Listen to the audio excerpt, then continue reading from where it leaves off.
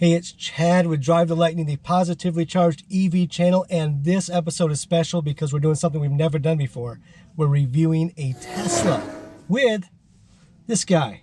Hello. This is Rick, and we're inside of Rick's 2019 Tesla Model 3. We're going to show you every little aspect of this car. If you have any questions, put them in the chat box below, and then Rick will probably log on and answer them. Just that nice of a guy. Thank you. So Rick, tell us about the Tesla Model 3. Why did you choose this car? First off, when I decided to buy a Tesla, my number one request of myself was that it'd be all-wheel drive. Yeah. Because I'm living in the region up here. I come from the desert Southwest, so I didn't need it so bad, but now that I'm up here in the snow belt, basically, so that was a big thing. Yeah. And then the why, I've test drove a few of S's, and I just wasn't happy. There was something I didn't like about it, and as soon as I test drove this car, I was sold. I was just like, wow. Oh, I don't think I've ever heard anybody say that before. Everybody who drives the Tesla Model S like falls in love. Yeah, right and away. I mean, I drove 3 of them before I tried this, and we rented one in Florida for a whole weekend, and I liked them. I loved them, but there was just something about this that was even better to me. Wow. And I really liked it a lot, yeah. I really like this interior. You were saying this was a pre-owned, right? And yes. They had ordered it with this beautiful white leather interior. It's quite an upgrade cost to get this interior from what It is sharp. learned. Thank you very much. It is sharp. And the infotainment center is so much bigger. I mean, I was so happy with my Nissan Leaf until I sat in your car. Oh, yeah. And now I don't want it anymore. I want this entertainment center. This thing is big, beautiful. It's something, isn't it? Do you? And I noticed above your steering wheel, there's no gauges. So everything happens right here on the left side. So your speed is here. Yeah. And you just have 2 levers. What is that? This lights? is your turn signal and wiper, windshield wiper. Okay. And this is your shifting stock, which they've done away with on the newer Teslas. So where do you shift the newer Teslas? On the screen, but I hear that maybe you could do it on the button too. I'm not quite sure. Yeah. Wow. Beautiful interior. I've got a mountain of legroom. I mean, I'm not tall, but if I was tall, really I would still be fine. How tall are you? 5'10". 5'10". And you look like you've got more than enough room, and there's still plenty of room in the back. Very much so. You know, Rick, when this car came out, I was excited because it was billed as finally an affordable EV. Yeah. What was it set at, like $35,000 to start with? On the low end with, just 2-wheel drive, yeah. Right, and now you can't afford these anymore. I mean, most people. The baseline model of this car is like $47,000. Yeah, I saw that. So that is a shame that because if people got in this car, I think they would never ever think about going back. I hear that. This is beautiful. I love the roof. Something in it. 2-piece glass roof. Yeah. And it's not retractable. It stays like this, right? No, correct. It's just really cool. Nice tint. Yeah. What about the trunk space? How do you feel about the trunk space? You and your wife travel a bit? It's amazing.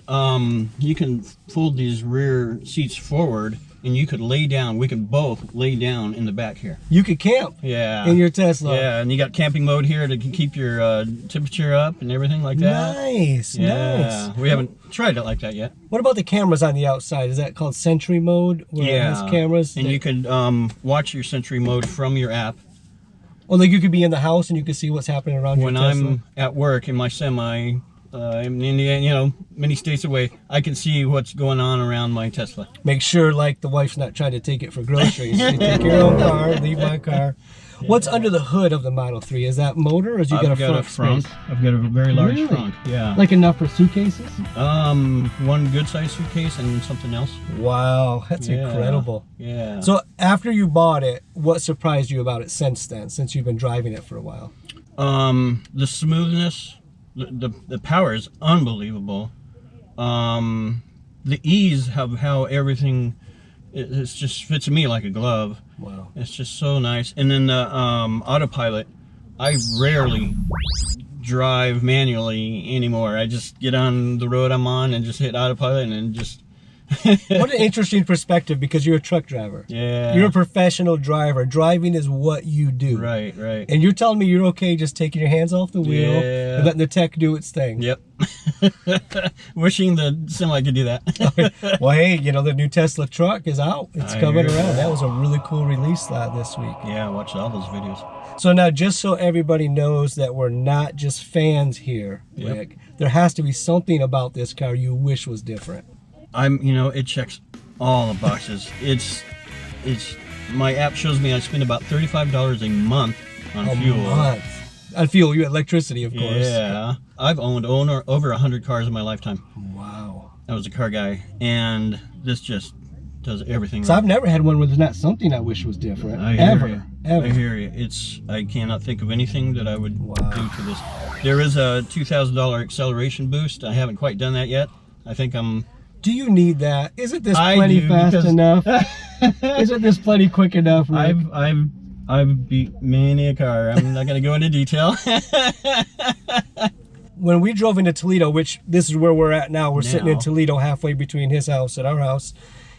I couldn't find a fast charger here for the BMW i3 we drove in on. Oh, yeah. Is that, with the supercharging network, does that make a big difference in areas like Toledo? We supercharged about 2 hours ago.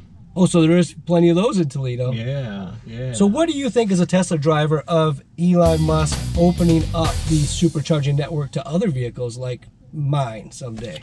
I really think that was a step in the right direction. Okay. I think that Tesla can get a small amount of the charge financially from that. And I think in time, Tesla's going to really have a high impact over... They're just going to continue to grow, where some of these third party, they're not going to do so well in a few years. Right. So it'll help them initially, but then Tesla will just keep growing. So you're not concerned about pulling into a supercharged station and finding it just full of random other yeah EVs. ID4s or Volkswagen or worse, some I shouldn't say worse. I don't mean anything bad, but them big trucks with them big batteries like the Hummer or the Yeah, Ford right. Lightning. Those things could be sitting in a charger for a while. They're huge, and they got giant battery packs. Yeah, right. We recently took a trip out to Moab, Utah, basically all the way across the country and back in this. And there was only about once or twice where we hit some superchargers that had like 6 stalls, and they were all in use, and we had to wait a little bit. Okay, so it does happen. Yeah. Yeah. Well, I guess that's the beauty of it being such a fast charger. It's not like you're waiting forever. Right. The very most, we only had to wait like about 35 minutes to fully charge this thing. But typically, you can get about 80% of it in about 10 to 12 minutes. Oh, wow. That's incredible speed. Yeah, yeah. That's fantastic. So when you're on the road with this thing, you just drove across the country, basically. I can tell you, I've been sitting here for, 10 minutes? I am way too comfortable. I mean, this is and I know Tesla struggled early on with the seating. I've heard Elon Musk talk about it. The original, the earlier versions had terrible seats. They fixed that. They did. This thing is fantastic. I could live here. I hear it. In fact, can I live here? Go ahead. No problem. No problem. Sandy Monroe says of all the cars he's ever sat in, these are the most comfortable seats he's Yeah, ever been in. I get what he's talking about now. Yeah, again, this is very, very comfortable. The styling of the car is fantastic. Thank you. I mean, it's gorgeous. This is I love it. pearl white. Is that what you Yes, said this is yes. called? Okay. I have never in the past been a fan of white cars, but when I pulled in next to you, what was the first thing I said to you? Yeah. Are Great you in that pearl white car right there? It is beautiful. I mean, it is a gorgeous car, and with the white seats, it just really sets it off. Isn't it? I mean, and I'm surprised by the minimalistic interior. Yeah. I mean, other than the infotainment screen, it's a blank slate. Yeah. And why would you need any of that nonsense anyway? This is great. I've seen some of the brand new EVs, especially the Mercedes. They've got bells and whistles and buttons and just everything.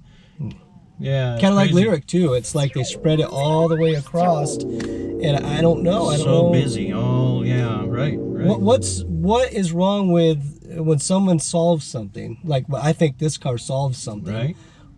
Follow suit. Yeah. Thank you, Rick, for sharing with us your Tesla Model 3. And thank you, Faith, for putting up with Rick.